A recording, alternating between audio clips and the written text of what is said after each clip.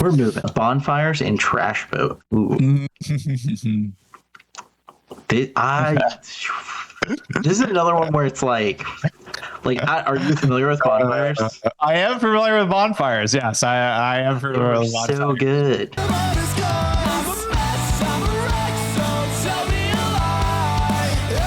Bonfires is like a fire that burned out before it could fully bloom. And I think that's the sad thing. Something to keep in closure. Yeah, Bury Me. I actually like Bury Me. But we all talk about dying like we've done it before, right? Like that. Yeah. That was the EP I was familiar with. The singer actually went on to join another band, which I aired a little bit closer to State Champs and Neck Deep. I feel like Bonfire is always related more to emo and that Real Friends kind of vibe.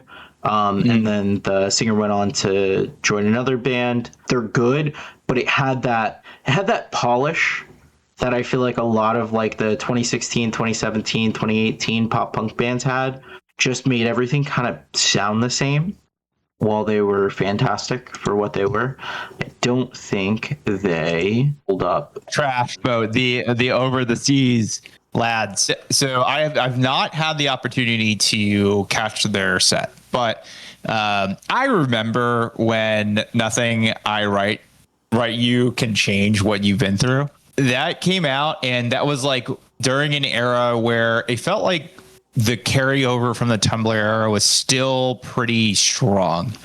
And that was Trash Boat is one of the bands that sets itself aside from modern baseball, for instance, which was really just kind of crushing it. You have this band that comes out that still has those roots, but pushes that narrative a lot further and kind of starts to progress the genre. They're huge also. So I do have to note that they are still huge. Strangers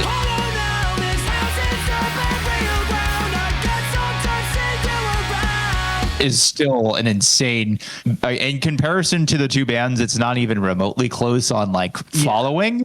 On the raw numbers, and also in sound. I think Trash Boat is just a much more mature. They've developed a lot further. They longevity. Speaking of it, 4-song EP.